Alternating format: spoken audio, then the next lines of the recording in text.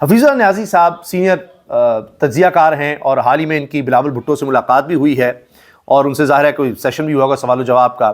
انہوں نے یہ بتا دیا ہے، لکھ دیا ہے بلاول بھٹو کی باتوں سے جو کچھ میں اخذ کر سکا وہ کچھ یوں ہے: پیپلز پارٹی اب تک اپنی استطاعت سے زیادہ مقتدرہ سے تعاون کر چکی ہے اور مزید 1 انچ بھی پیچھے ہٹنے کو تیار نہیں. پیپلز پارٹی اب پیچھے نہیں ہٹے گی کہ اس سے آگے اس کی سیاست بھیڑ چڑھائی جائے گی، پھر ان کی سیاست ختم ہو جائے گی، سندھ سے بھی فارغ ہو جائیں گے یہ، جو کہ ناقابل قبول ہے. اگر کوئی ایڈونچر ہوا تو نمٹنے کو تیار ہیں.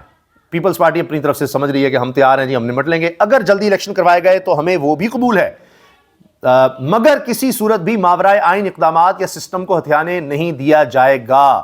یہ جو بھی ہم اور طرح سے دیکھ لیں گے. اب 2 ممکنہ راستے ہیں اس وقت ترامیم کے چکر میں.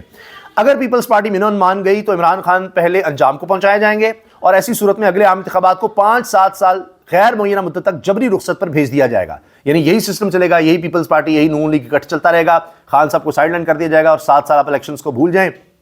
4.25 سال سسٹم کو ہو گئے ہیں تو پھر اگلے 5-7 سال یعنی وہی 10 سال کا ٹینیور انہوں نے نکالنا ہے. یہ تو ایک سیناریو ہے. دوسرا، اگر پیپلز پارٹی ترامیم پر آن بورڈ نہ ہوئی تو پھر خان کی سزا مؤخر اور 1 سال بعد یعنی 2026 میں RTS اور فارم 47+ کے مطابق عام انتخابات کروا دیے جائیں گے تاکہ اگلی حکومت 2/3 اکثریت کے ساتھ پیپلز پارٹی کے بغیر قائم ہو سکے. حفیظ اللہ نیازی.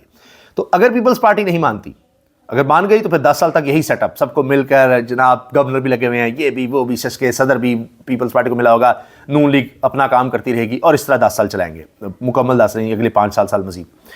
اور اگر پیپلز پارٹی نہیں مانتی تو 2026 میں الیکشن فی الحال سزا خان کی سائڈ پہ کر کے پھر نون لیگ کو 2/3 اکثریت دلائیں گے، پیپلز پارٹی کو بھی ادھر ادھر کر کے وہی RTS اور وہی فارم 47 اور نون لیگ کو 2/3 اکثریت دلوا دی جائے گی اور پھر جو کرنا ہے وہ کر لیا جائے گا. یہ ہے. مگر پلاننگ دیکھیے، یہ تو 4.25 سال سے ہم دیکھ رہے ہیں کہ یہ ہو جائے گا تو ایسے ہو جائے گا، سب کچھ ٹھیک ہو جائے گا، ترقی ہو جائے فلاں.